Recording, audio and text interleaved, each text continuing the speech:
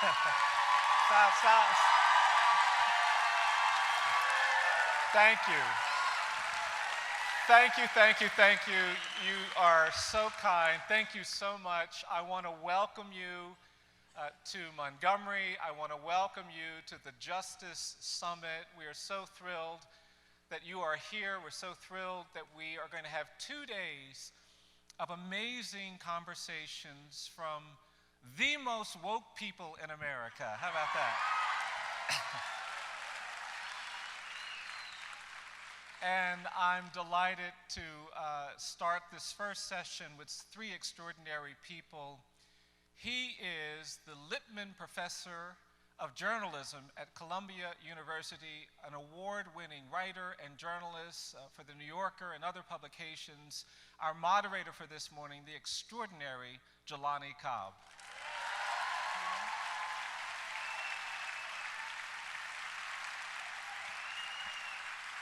Okay, no Q&A. Okay, all right. Okay. She is the amazing writer, thinker, intellect who started a movement that has shaken this country, the extraordinary author of The New Jim Crow, Michelle Alexander.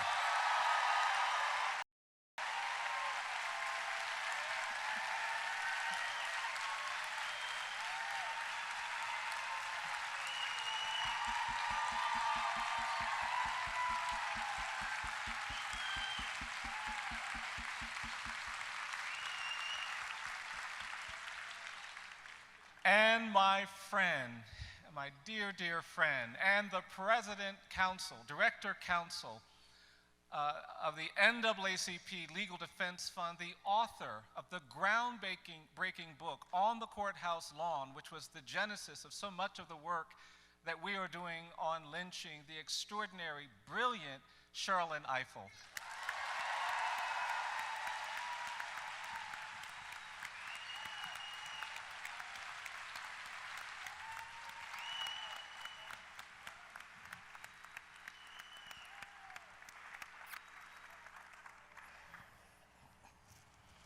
Good morning.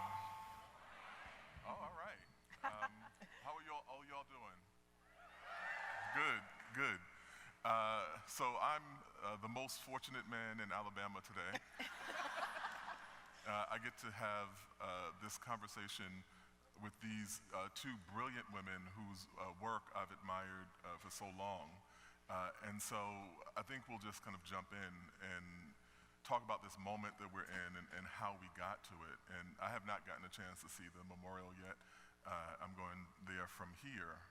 But just the work that Brian has done and that EJI has done in excavating this part of the past that the country has no interest in confronting unless they're pushed to do so. And from the work that both of you do, we know that there are very deep roots, historical roots, in how we got to this moment. So I just want to start with a kind of general question, which is, how did we get here?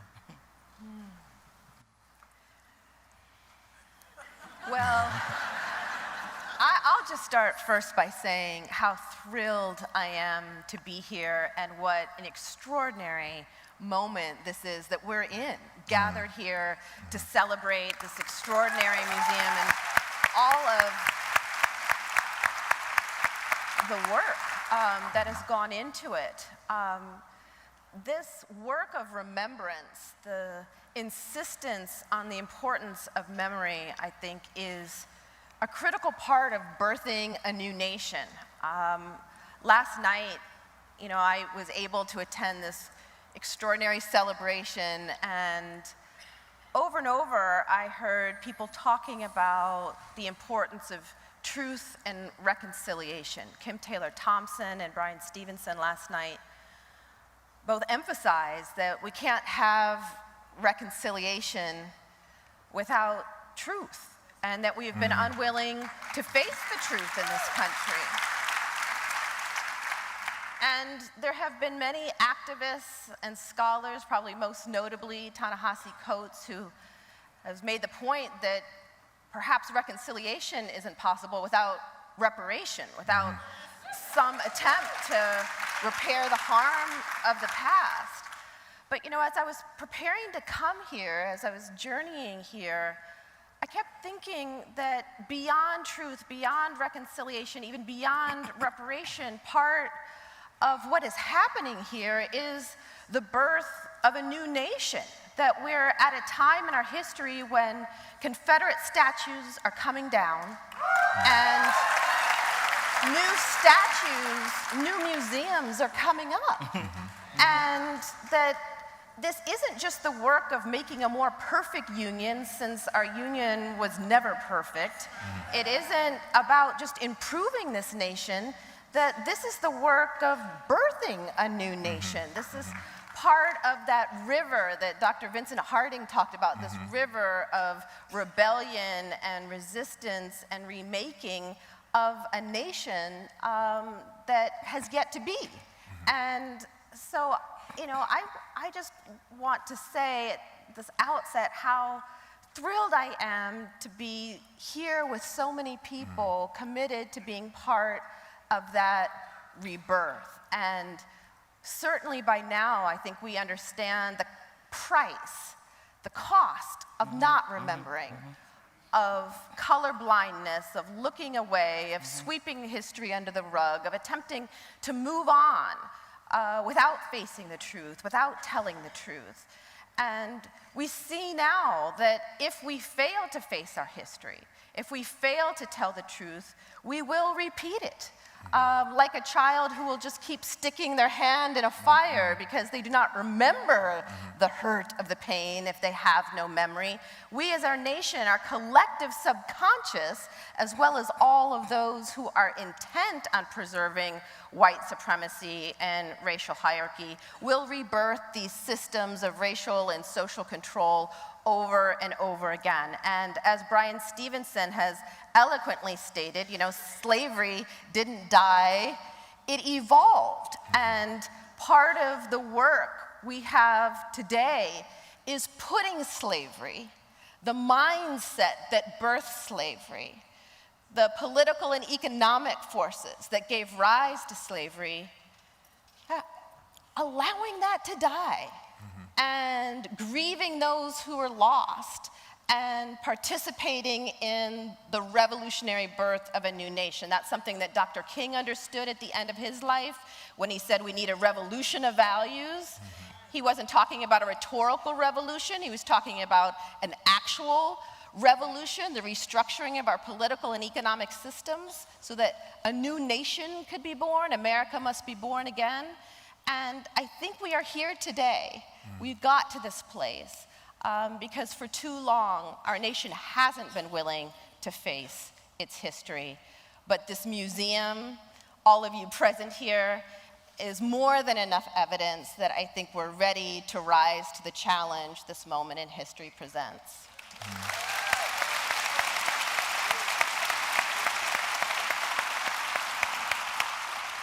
Sherrilyn? So first of all, this is so deeply moving, so extraordinary to be here, to see all of you, to really see what Brian and his team have created. I'm so proud of him, and feel that this is such an important moment, especially at this moment in this country, to be doing this project that Michelle is just talking about.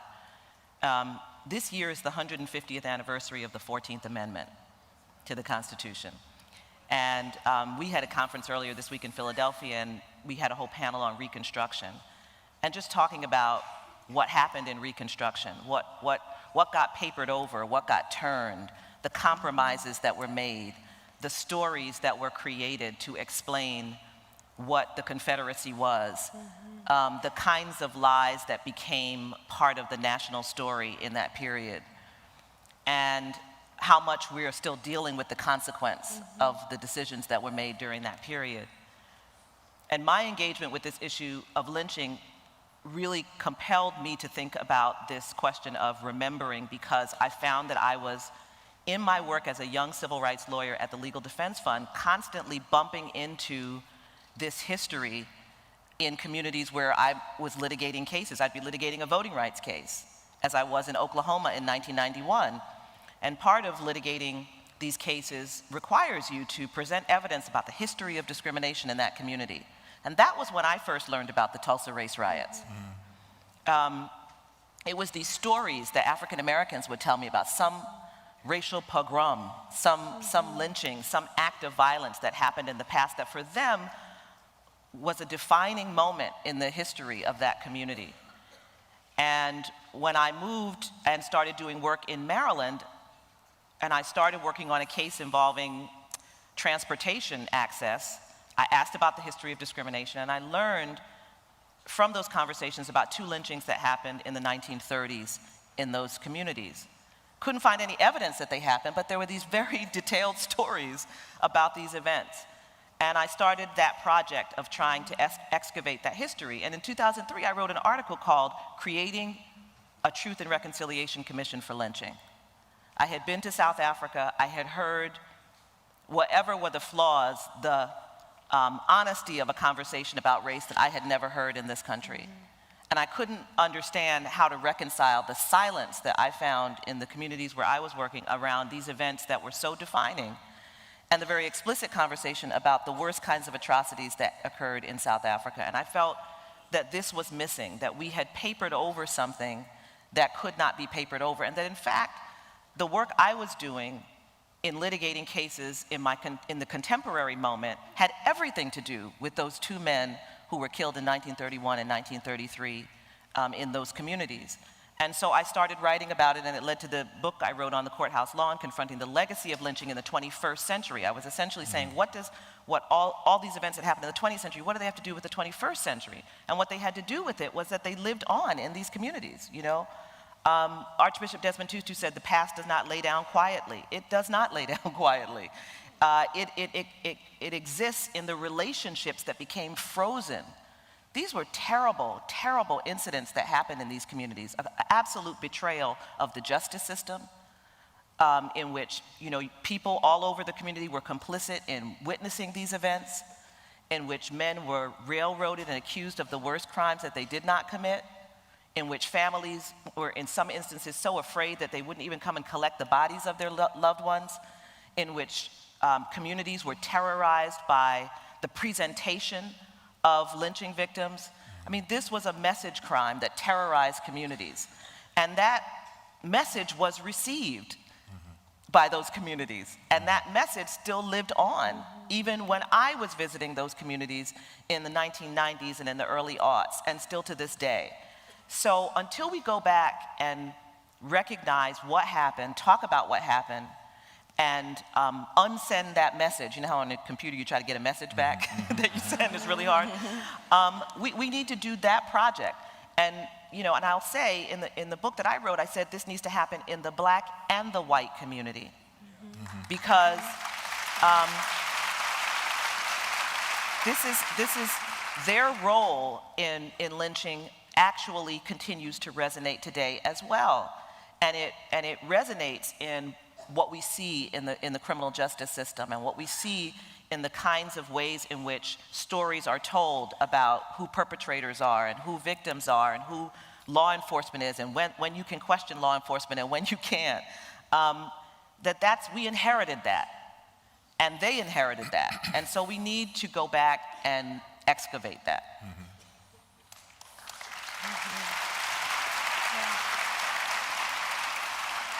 I think that one of the things, when I was in graduate school and I was reading and writing about lynching, one of the things that struck me was the number, and that number has grown. You know, Tuskegee began, when it was still Tuskegee Institute, began keeping track of lynchings, and their number came out to about, there's some Tuskegee people here? Hello. And we could do a whole HBCU shout-out roll call here in a second. Double time. No, I'm not going to do that. Although if I did do that, I'd be sure to mention Howard, where I went, but I won't do that. But in looking at the work that Tuskegee did, and they came out around 3,000, around 3,000 people. Oh, did Jesse Jackson just say A&T? this conversation has gone way Yes, left. yes. But the work that Tuskegee did, they had a number around 3,000, and the number has kind of gone up to, when I was in graduate school, it was 3,800.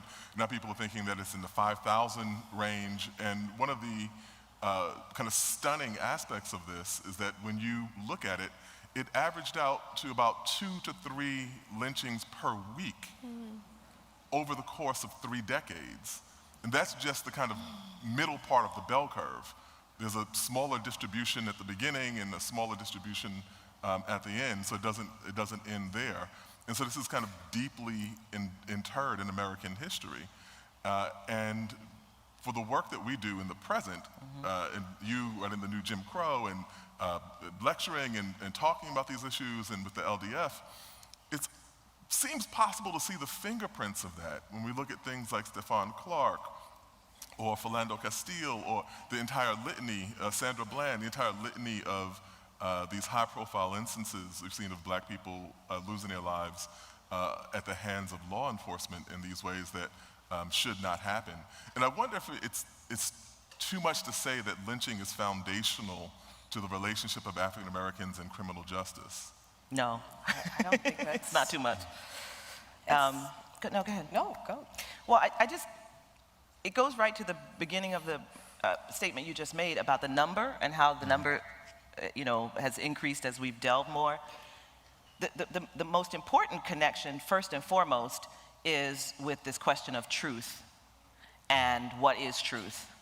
Because there was a very deliberate effort to cover the truth about lynching. It's not as though many of you don't know by accident.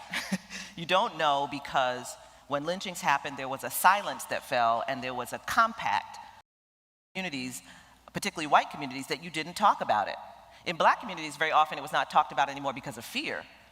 But in the white community, it also wasn't talked about because of fear, because they wanted to protect one another. And that extended to actual institutions. I mean, in the lynchings that I studied, the one in 1931, the local newspaper did not cover the lynching that happened in front of 500 people on a Friday night at 8 o'clock.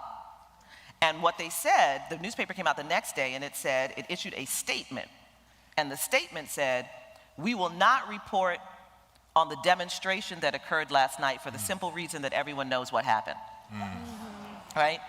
So the deliberate attempt to cover this up and then to pretend kind of that it didn't happen. And it was really those black institutions like Tuskegee, it was black journalists like Ida B. Wells Barnett.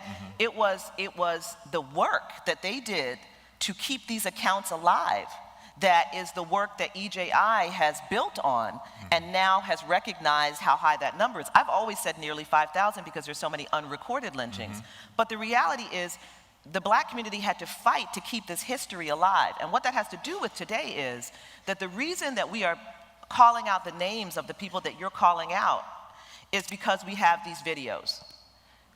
Most people in this room know that the issue of police violence against unarmed African Americans is not new. It is not new anywhere in this country. I'm originally from New York, and I can remember being 10 years old and NYPD killing another 10-year-old, Clifford Glover, when I was 10. So this is not new. But we didn't have the videos, and so we were gaslighted in the same way. Right? Did it happen? He reached for his band, he had a gun, he was a thief, all of the stories that used to cover all of this and that they still try to perpetrate. But now, you can't unsee Walter Scott running in that park and being shot in the back. You can't unsee Eric Garner being choked to death by the NYPD. And so that connection first and foremost, there are many others, but that connection of just truth, of gaslighting the black community into believing that something that is part of their experience didn't happen is one of the first connections and one of the most powerful ones because it creates a sense of uncertainty within our own community, and then it also allowed white people to say it didn't happen that way and to own truth. And that is evident right now in the struggle over data. It's stunning that there is no national system for collecting data on police shootings. You ask the Justice Department how many unarmed black men have been killed in a particular year, and they can't give you a clear answer. And many police departments around the country have not collected the kind of data that would allow people to even report accurate numbers. The Guardian, as well as other media outlets, have undertaken efforts to collect that kind of data, but it's a reflection of whose lives matter, whose lives and deaths are worth counting and keeping track of. And years ago, police departments claimed that racial profiling was a figment of the collective imagination of Black and brown people, and refused to collect data on the race and ethnicity of people who were stopped and searched. So when someone would say, I was stopped for no reason other than my race, my car was pulled over, I was beat up, I was thrown to the pavement, and this is happening to me because I'm Black. The police department said, no, there's no such thing as racial profiling. All groups are treated equally, and there was no data, no way to prove it. And so this struggle for data and memory and the counting and the recording is just a part of the effort to count every life and to honor it as though it matters. And I hope that as we move forward, that not only will we continue to count those who were lynched, but we will demand a much better accounting of those who are being lynched in the modern age by our police departments and by our law enforcement today.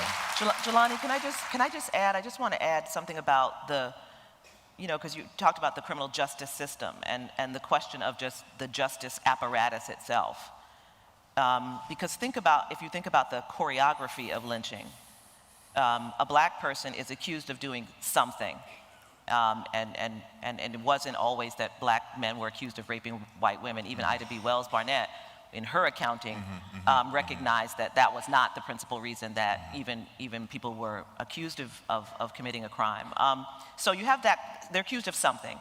Then you have the actual killing, right? It's a mob, it's 2 or 3 people, or it's thousands. Sometimes the African-American person is dragged from jail. Sometimes they're taken from their home, whatever is the means, and they are killed. And that killing has some public dimension, which is kind of what makes it a lynching, right? You're not trying to hide it, it's a message crime. So you're hanging the body, you're burning the body, you're dragging the body through the streets, you're leaving the body on the Black side of town. You want to send the message. Now what happens? What should happen is there should be an apparatus of investigation and prosecution of those who committed this terrible crime, right? And we know that that doesn't happen. We know that we don't have any accounting of anyone who was convicted of actual murder for lynching someone. Some people were convicted of riot and other things. So that means that there's a breakdown in the justice system. And so you have to be looking at the role of those local prosecutors who should have been conducting investigations and those local police who did not. There are cases of prosecutors who, first of all, there's complicity in the community. There's the famous quote of one man who said, we would never testify and say what we saw because we're all neighbors and neighbors' neighbors, So there's the closed ranks of the community that won't tell. There's the failure of the police to actually conduct real investigations. But there's a story to be told about the role that local prosecutors played in refusing to seriously try and prosecute the lynchers, even though everybody knew who they were. There are very few masked lynchings, right? That is, the people who committed these crimes, they were not scared. They did not have on masks. Everyone knew who they were, and yet somehow you didn't have these prosecutions happen. I know of at least one case in which the state attorney general took over and actually provided the local prosecutor with affidavits with the identities of all the lynchers, and the local prosecutor still refused to bring that prosecution. So this question of prosecutors, which we've all been talking about quite a bit, and this question of accountability for killing, particularly in the context of law enforcement, is another piece that is inherited, and another piece that I think links us to this period, that in every moment of the justice system, there has to be either action or failure to act. And as much as we're making the demands for truth and data, we also have to be making the demands that the actors in the criminal justice system act as they are supposed to act, as they are charged to act, in a way that vindicates the lives of those people who are killed unlawfully.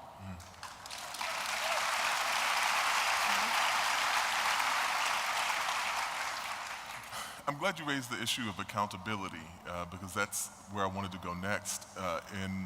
in terms of the present administration and the present DOJ and the present concerns around issues of criminal justice. The introductory statement of the Sessions DOJ was to get rid of the consent decrees that had been used to bring rogue police departments more closely into line with what the actual standards were supposed to be. And in some instances, police departments themselves wanted to have this oversight that would help them develop better practices or come closer to best practices. And the DOJ said that we're no longer interested. And I think even raised the question of whether there even is systemic wrongdoing in any police department in the United States. And so I wondered, from your perspectives, what does the current lay of the land in terms of criminal justice and efforts at criminal justice reform look like? What are some of the things that we should be concerned about that are happening under the Sessions DOJ? Well, be delicate. I'll keep this brief because I do not want to give him that much airtime today. Jeff Sessions came into this office, shockingly came into this office, son of Alabama, with a very clear idea about law enforcement and a very clear idea about what he wanted to accomplish. There is no fact about the reality of the criminal justice system that will change his mind, including about policing. I met with him only once, and in that meeting, I was really fighting for this whole consent decree process. We had a pending consent decree in Baltimore, there's one in Ferguson. We wanted this pattern and practice investigations to continue, and it was clear that he was not for it, even though the police chief of Baltimore was saying, we want this consent decree, even though law enforcement themselves was saying, this actually helps us, it gives us more resources and so forth.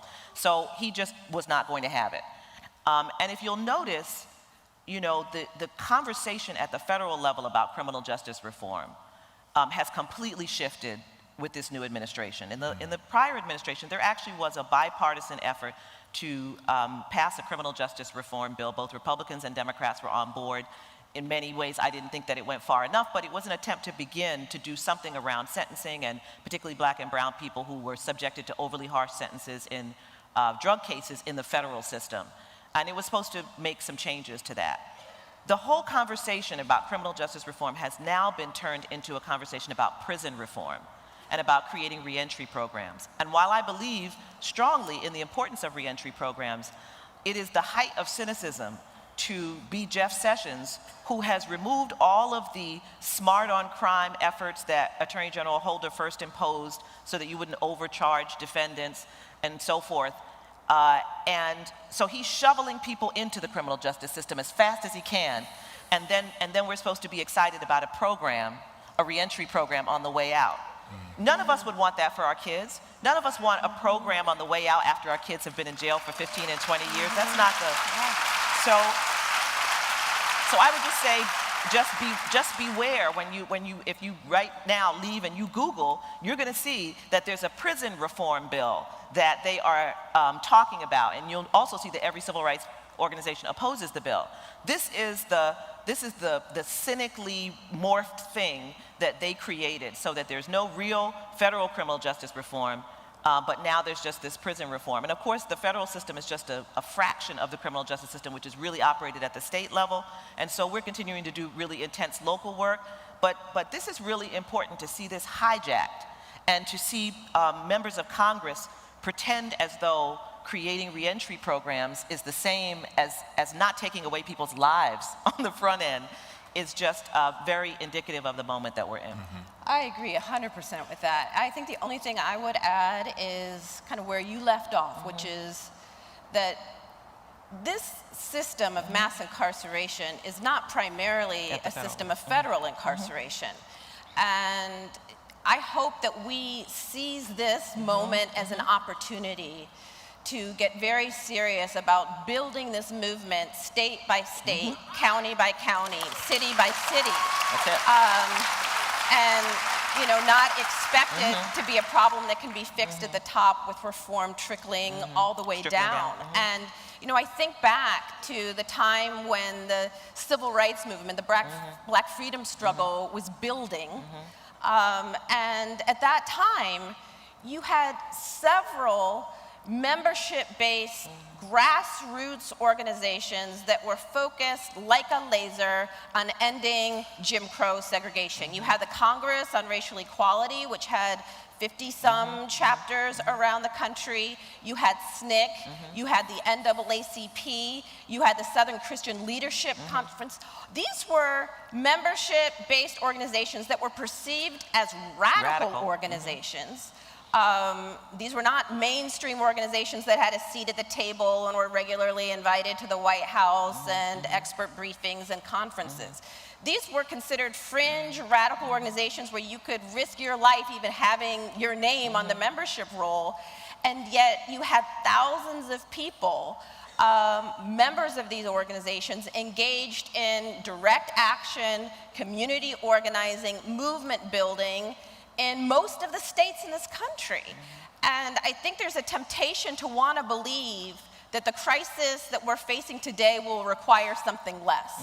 That there are technocratic solutions, that if we get the right experts in the room, we can tinker with this machine and get it right. But I firmly believe that just as ending lynching and ending the old Jim Crow required a radical grassroots movement that in which people across lines of race and ethnicity and class join together to shake the foundations of a system, that is the kind of movement and commitment and risk-taking and boldness and daring that is required of us now. And I think it's connected to this Trump moment. I've said a number of times that, I have some difficulty with us framing ourselves as being part of a resistance. Because as I see it, Trump and company are the resistance. There is a bold new America begging to be born, struggling to be born as part of that river of courageous activism from the days of abolition on down, of a new America struggling to be born. And it's beautiful to see it blooming in so many ways, with LGBTQ rights, with the Dreamers, with the movement for Black Lives, for Standing Rock and Occupy. You see this extraordinary energy in the United States struggling to birth this new America. And Trump is the resistance. They see this new America being born and they say, no, let's go back. Let's stop that energy. And so let's use this moment with Trump in office and with the federal government more or less on lockdown to focus our energies in our own communities, in our schools, our towns, our counties, our cities, our states, and build this movement from the ground up so that no matter who is in office, they will have no choice but to deal with the movement that has been born.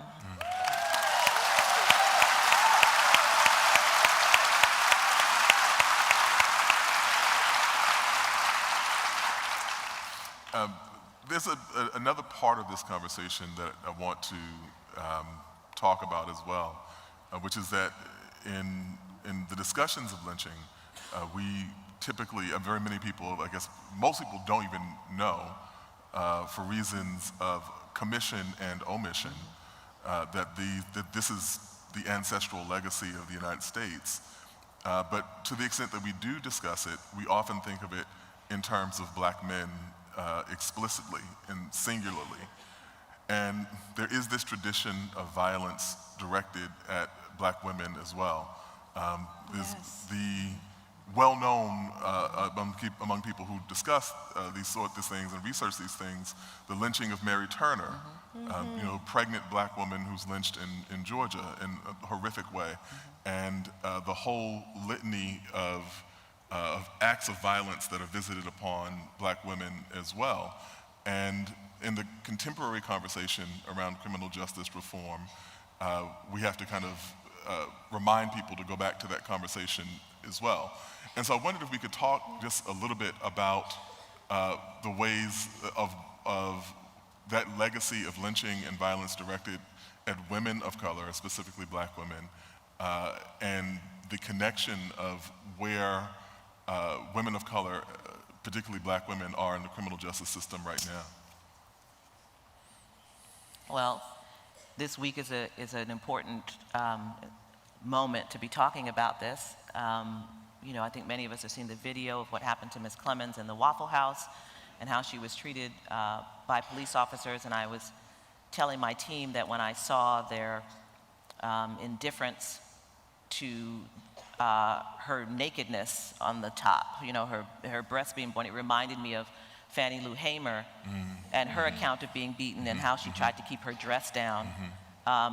This assault on the dignity of black women should not be dismissed either. When we talk about lynching, we're talking about people who were killed, but assault and assaults on dignity were a key part of the way black women were and are engaged around white supremacy. I do want to say a word about this in the connection with lynching, because there's Mary Turner, and there are others. Very often, women who were lynched in this historical kind of lynching period were the relatives of men who got into some altercation, and so the mother who tries to save her son or her husband or tries to spirit her relative out of town, the sister. Is often, the woman who is lynched alongside men in her family. But I just want to say that even if the person is not lynched, very often there was sexual assault against black women by lynchers that sometimes was the reason for the so-called dispute, right, with the black man and whoever. And those just go unrecorded. Those are not recorded, right? Even as we're doing the recordings of lynching, we're not recording those assaults. And sexual assaults on black women. And so you should assume, that for a large portion of those statistical lynchings that we look at, that there is a story about an assault on black women somewhere in there. I also want to make sure that I once again call the name of Ida B. Wells Barnett, who was a journalist. We talk about courage, the courage of this woman to do investigations of lynching. I mean, she would travel to the place and interview people and write about these lynchings and to keep a running list. She herself had to flee. She was born in Holly Springs, Mississippi, but then lived in Memphis. She had 3 very close friends who were grocers. They owned a grocery store. And the grocery store was too successful, and the local whites became jealous of them and lynched these 3 men who were her close friends. And she had to flee Memphis, which is how she left Memphis, Tennessee. That kind of terror that women live with, right, when their families were lynched. Many lynching accounts I've read of women who, and I think I referenced this earlier, were afraid to come and go and collect the body of their loved one who was lynched because of the threats that were coming to their family. Trying desperately to find a way to get out of town, trying to find a way to protect their sons if the father was lynched, fearing that the lynchers would come for the son. The terrorism of this surrounded the family, and in particular, women had to confront that aftermath. Remember, when we're talking about terror, we're not just talking about the event. We're talking about the message sent by the event and who has to then live with that message and who lives in that fear. And this was often black women. And when we look at this issue today, when we look at what happened to Sandra Bland, when we look at what that video that we saw in the Waffle House, I'll take this all the way back to Eleanor Bumpurs in New York, the grandmother who was killed. Yeah. It is part of a connected narrative about who black women are in our society, and about an attempt to assign a particular kind of story to black women. And those encounters, the reason that they are so deeply painful to watch is that there is an acting out of a historic narrative about who black women are and how white supremacy must dominate black women, must dominate their voices, must dominate their bodies, must dominate their freedom, must suggest that they do not carry within them the kind of compassion and love and tenderness that has been the narrative associated with white women. I mean, it is all being acted out in these moments. And if we're not careful, if we don't say her name, if we don't talk about this issue, we're part of of that as well. And we can be complicit in carrying forward that story as though the struggle of black women does not rise to the level of the struggle of black men. And as though black women, even when we get into the, black women are so tough, we tell all these wonderful stories about ourselves, which are true, doesn't change the tenderness, doesn't change the vulnerability, doesn't change the ways in which we are victims also. And so we have to be willing to give up a little bit of the fierceness, trope to acknowledge that we are whole people. And it comes with all of those pieces. And the story of white supremacy has assigned a particular narrative to black women that it is our job to interrupt and upend in this rebirth that you're talking about. We have the ability to do that, and we should do that. Yes. Yes. The story that Brian told last night, and I'm forgetting her name, the woman who was 109 years old on stage last night, who had to flee white racial terrorism over and over again, fleeing one town after another. It reminds me of all of the work that women continue to do today in the age of mass criminalization to try to keep their families safe. It was striking to me looking at the numbers of people who were lynched in the South. The overwhelming majority are men, and therefore it's easy to kind of say, well, it wasn't that big of a problem for women. Well, not only were women lynched, but they were the ones who had to deal with the fallout of the lynching and struggle to survive and to keep their families safe. And today, the overwhelming majority of people who are locked up are men, which has made it easy for scholars like me to focus primarily on the experience of black men. But the reality is that black women are equally impacted by the crisis of mass criminalization. They're just impacted differently. I am deeply inspired by, formerly incarcerated women who have been doing heroic work, organizing, people like Susan Burton and others, kind of organizing to ensure that women returning home from prison are provided the support that they need in order to make the rough transition. But there's also, women like Gina Clayton, who has launched SE Justice Group, which is a phenomenal organization dedicated to supporting women who, are dealing with the trauma, the fear, the economic anxiety associated with supporting and loving people who are behind bars. And the experience of women in the age of lynching, in the age of mass criminalization, is one that, I believe has received far less attention than it deserves, including from people like me. So I hope that we're at a moment now, thanks to the work of Kimberly Crenshaw and many others, of understanding that we can no longer go forward talking about these issues in anything but a deeply intersectional way.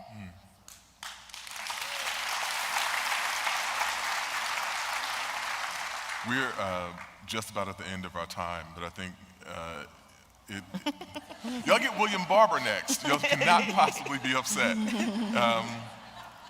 I think it's safe to say that there were never any individuals lynched, that there were individuals killed, but there were always entire communities that were the victims of the lynching. And our understanding of the ripple effects of those actions that come all the way down to the present is integral to our understanding of the problems we have right now and where we go from here. Lynching and mob violence in this country, the roots of it go deeper than the country's roots itself. It goes back prior to 1776, prior to the revolts against the British Crown. And the organized regime of rape and violence that was slavery gave itself over to it outsourced that violence to community members in order to reinforce the subordination of black people. In that year where Tuskegee notes, I think it's 1882, where they say the first year that the number of black people lynched outnumber the number of white people, and then it proceeds to skyrocket from there. And the implications of that steady drip of terrorism over those decades.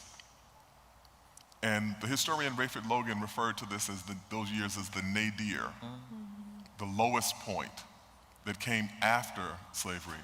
There's lynching, there's the institutionalization of segregation, there's the creation of the sharecropping system. There are all these mechanisms, the revocation of the right to vote, the mechanisms that were intended to produce a new form of slavery in place of the one that had been defeated in the Civil War. And I've always had a question about that, idea of referring to it as the nadir, because when I look at those years, I think of them as the Ida B. Well years. I think of them as the years in which the NAACP and the National Urban League were established. I think about those as the years in which W.E.B. Du Bois did some of his most important work. I think of those as the years where the black fraternities and sororities came into existence with their social justice mission to uplift black communities. And I think that that is why it's important to understand EJI in the context of that. That is in the midst of our worst times and our biggest challenges, that our greatest champions and our greatest heroes have done their most important work. And so, thank you. Yeah. Thank you. Thank you. Thank you.